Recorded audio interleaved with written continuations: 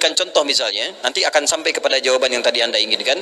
Di masa-masa kemudian masa Nabi Shallallahu Alaihi Wasallam, ya turun ayat-ayat misalnya tentang menerangkan tentang kendaraan. Ya Allah sampaikan yang bisa digunakan untuk menjadi kendaraan. Ya, misal di Al-Maidah atau di An-Nisa ada juga menyampaikan, Allah kemudian menyampaikan ada kuda, ada keledai, ada unta dan sebagainya. Ditutup di ujungnya dan kendaraan-kendaraan lain yang bisa.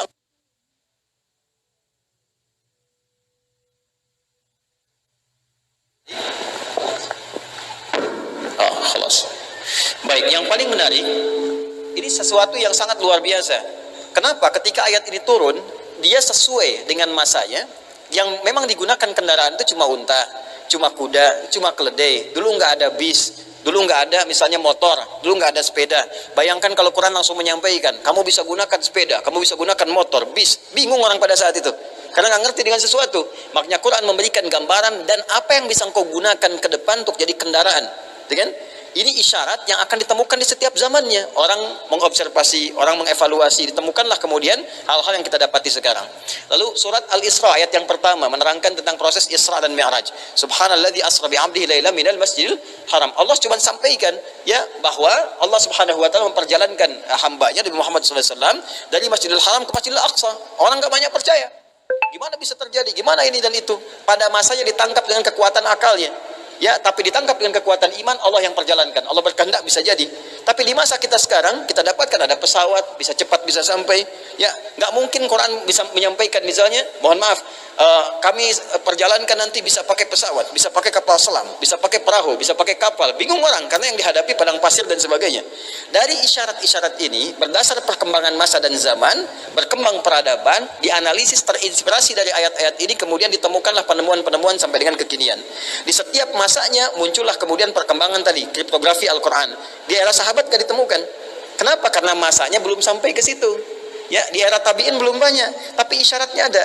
Anda buka kitab tafsir namanya Al-Jawahir, karya Syekh Tantawi, tapi bukan Syekh Muhammad Tantawi yang Mesir. Tafsir Jawahir ini tafsir ilmi, tafsir ilmiah. Isinya itu dahsyat itu ya. Nanti saya Tantawi Jawahir, Tantawi. Dari Muhammad Tantawi. Jadi saya punya, nanti saya tunjukkan, punya pinjam di sini, nanti saya tunjukkan. Jadi itu yang paling dahsyat. Misal bicara ayat tentang mata, itu di masa beliau itu belum masa modern sekarang, digambarkan sampai digambar mata bagaimana, ya, kemudian pupilnya seperti apa, optiknya bagaimana, diturunkan sampai ke situ. Terus diturunkan ayat-ayat tentang mata apa saja. Lalu setelah itu datang lagi misalnya di bab yang terakhirnya, di mujalad jilid yang terakhir, itu ada tebak-tebakan ilmiah dari kisah perjalanan Ali bin Abi Thalib. Ternyata sahabat Ali bin Abi Thalib itu bukan cuma pakar tafsir, pakar balaghah, ternyata juga pakar matematika. Ya, matematika Quran. Pernah ada kejadian seseorang perempuan, mohon maaf ya, itu datang kepada Ali bin Abi Thalib mengadukan suaminya bawa nuduh zina. Istri saya zina katanya. Ya, istrinya mengatakan tidak, saya tidak zina, tapi kamu baru 6 bulan sudah mau lahiran. Ya, dia mengatakan saya enggak zina. Maka Ali bertanya, sebentar, jangan tuduh dulu. Dia tanya pada istrinya, apakah kamu berzina? Tidak ya Amirul Mukminin. Bersumpah demi Allah saya enggak zina. Kata Ali bin Abi Thalib, dia benar, dia tidak berzina.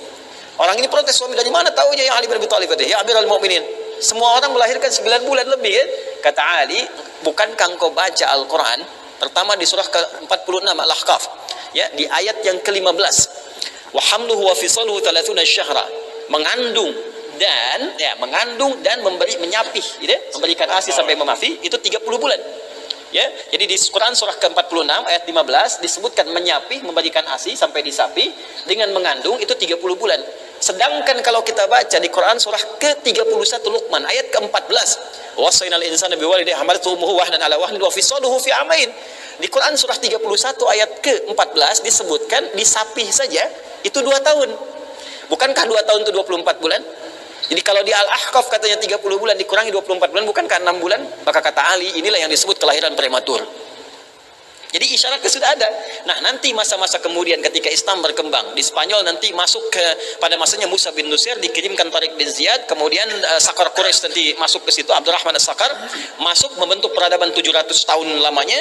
Dari situ muncul kemudian awal-awal kriptografi Al-Quran. Berapa kali tersebut laut dalam Al-Quran, ya, berapa kali tersebut kemudian daratan dalam Al-Quran. ketika dilihat semuanya dari hari, dari bulan, daratan, lautan, ditemukanlah keseimbangan dalam kehidupan. Jadi itu baru muncul belakangan-belakangan. Di masa sahabat tidak ada, di tabi'in belum ditemukan. Pada era keemasan Islam ketika muncul para ulama, Al-Farabi, Al-Battani, Ibnu Sina, Al-Ghazali, Al-Khawarizmi dan sebagainya, di masa itu pula